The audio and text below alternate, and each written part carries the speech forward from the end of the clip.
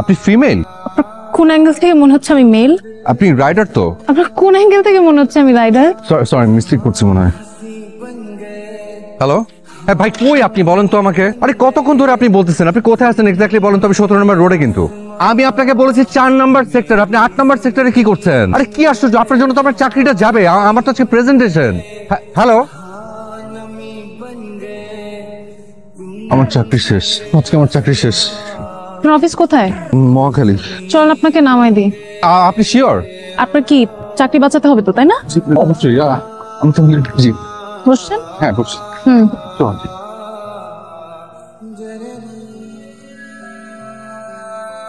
অভদ্র। Thank you. আমার আসলে একটা প্রেজেন্টেশন তো, আমি আমার দেরি হয়ে যাচ্ছে তো, অসংখ্য ধন্যবাদ। Thank you. না, ভদ্র। সালাম স্যার। এটা কে? এটা তো ধ্রুব। আজকে তুমি কিসে করে অফিসে এসেছো? বুলেট ট্রেনে করে অফিসে এসেছো তাই না? Sorry sir. সরি বলছো কেন? আজকে তুমি একদম অন টাইম অফিসে এসেছো, এটা দেখে আমার অফিস জীবন আজকে একদম ধন্য হয়ে গেল। ইনশাআল্লাহ স্যার, সামনে আর দেরি করে আসবো না স্যার, অন টাইম আসবো স্যার। না না না না, তোমার ইচ্ছে হলেই তুমি লেট করে আসবা। আমার জন্য তো অফিসের কোনো কাজকর্ম থেমে নেই। তোমার ইচ্ছে হলে অফিসে আসবা, ইচ্ছে না হলে অফিসে আসবা না, সমস্যা কি? আজকে তো স্যার লেট হয় না স্যার।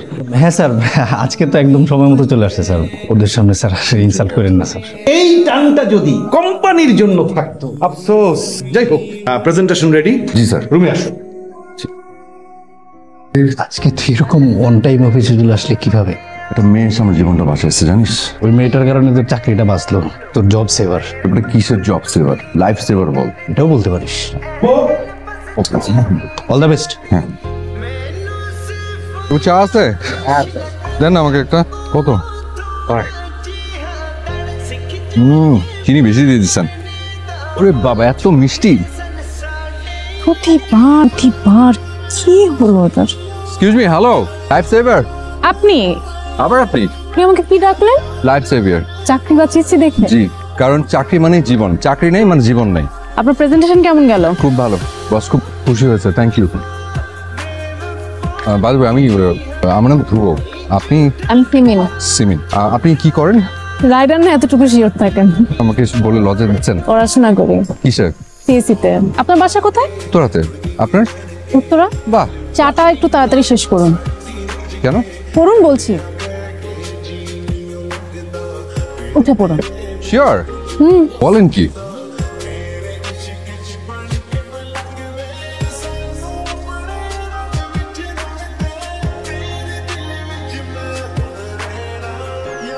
আমার বাসায় এটাই। Thank you so much. আসি। শুধু শুকনো মুখে থ্যাঙ্কস বললে হবে? তাহলে আসুন না, চা খেয়েছেন? আমি চা খাই না। কফি? কফিও খাই না। আপনি খানটা কি? রুটি খাই রাত। ঠিক আছে, মাকে বলছি রুটি বানিয়ে দেবে। মজা করছিলাম, জোক। বুঝতে পারছি। আমি যাই, আমার দেরি হয়ে যাচ্ছে। মা চিল্লাচিল্লি করবে। আপনি সাবধানে যাবেন। ঠিক আছে। হ্যাঁ সিনজি। আপনি আবার? তাই তো দেখছি। কোথায় যাচ্ছেন? অফিস। আর কোথায়? চলুন আপনাকে নামিয়ে দিয়ে আসি।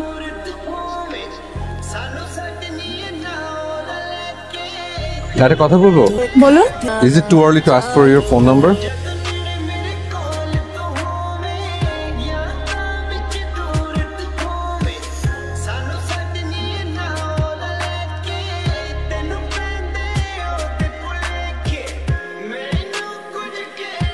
এটা বিষয় কি জানেন? গাছের পাতা যত সুন্দর হোক না কেন, গাছের আসল শক্তি কিন্তু ওই শেকড়ে। শীতে সব পাতা ঝরে যায়, বসন্তে আবার নতুন পাতা গজায়, কিন্তু শেকড় কিন্তু কখনো বদলায় না। তাই গাছের আসল শক্তি হচ্ছে শেকড়। গাছের আসল শক্তি শেকড়।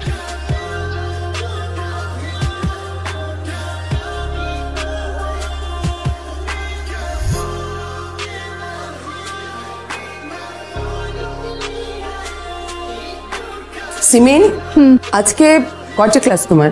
আজকে 3টা ক্লাস। ফিরতে কয়টা বাজতে পারে? 4টায় ক্লাস শেষ, 5টা শেষ। ইউজুয়ালি যেটা আমি ফিরি। কেন? হাসিব ফোন করেছিল, বললো 3 দিনের মধ্যেই দেশে ফিরছে। ওরা চাচ্ছে এবারই বিয়ের অনুষ্ঠানটা করে ফেলতে। ঠিক আছে। তাহলে ওদের জানিয়ে দিচ্ছি ব্যাপার, সাবধানে যেও।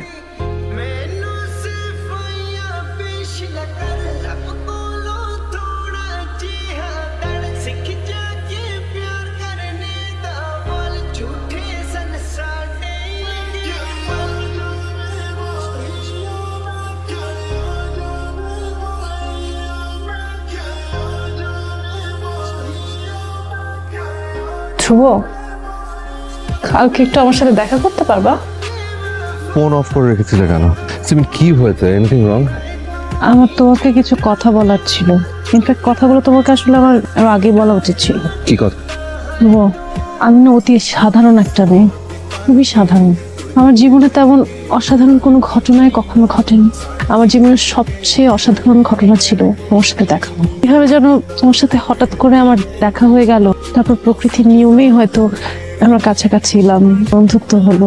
আমি তোমাকে কারণে কেন বলো? ধ্রুব, আমি এরকম না। তুমি আমাকে যেরকম দেখছো বাইরে থেকে, আমি ঘরের ভেতর সম্পূর্ণ আলাদা একটা মানুষ, একদম অন্যরকম। সিমিন, আমি তোমার কথা কিচ্ছু বুঝতে পারছি না। আমাকে একটু খুলে বলবে কি হয়েছে? তোমার পরীক্ষা যেন কবে? এই যে আগামী মাসে 15 তারিখ থেকে। কিছু বলবে? এই ছেলেটাকে একটু দেখো তো কেমন লাগে। ভালোই তো। কি? ও হচ্ছে হাসিব, তোমার বাবা যেখানে চাকরি করতেন সেখানকার এমডির ভাইয়ের ছেলে। খুব ভালো বংশ, ওদেরকে একদিন থেকে আমি চিনি। ওরা তোমাকে খুব পছন্দ করেছে। এখন তোমার যদি পছন্দ হয় তাহলে বিয়ের ব্যাপারে আমি একটু কথা বলতে পারি ওদের সাথে। পড়াশোনা শেষ হয়নি, আমি তো ওইভাবে না না, এই ব্যাপারে তুমি কোনো চিন্তা করো না।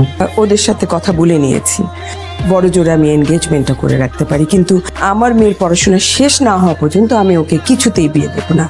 দেখো তোমার যেটা ভালো মনে হয়। ওর যে বিষয় সম্পত্তি, ওর যে টাকা পয়সা, তাতে এটা একটা সামান্যই ব্যাপার। তুমি তোমার সমস্ত শখ আহ্লাদ সবকিছু পূরণ করতে পারবে, এটা তো অনেক বড় একটা ব্যাপার, তাই না? আমি যদি ওনাকে বিয়ে করি, তুমি আমাকে শখ পূরণ করতে দিবে আমার?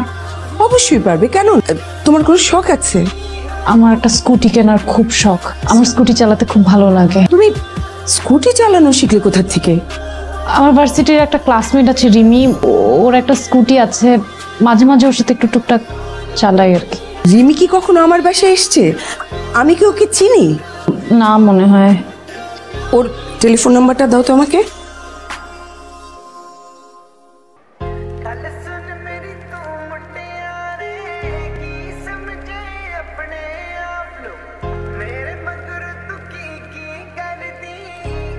এই কথাগুলো তোমাকে আবার অনেক আগে বলা উচিত ছিল। সরি। আমি বুঝতে পারিনি। আমার কাছে মনে হয়েছে যে এঙ্গেজমেন্টটা আমার জন্য একটা স্বাধীনতার পথ খুলে দিচ্ছে। কারণ আমি একটা বাইক কিনতে পেরেছি, আমার নিজের মতো ক্লাস করতে পারছিলাম, তোমার সাথে পরিচয় হলো, হেসে খেলে দিনগুলো কি সুন্দর চলে যাচ্ছিল। আমার মাথায়ও ছিল না যে আমার এই স্বাধীনতার পায়ে একটা বেড়ি আছে।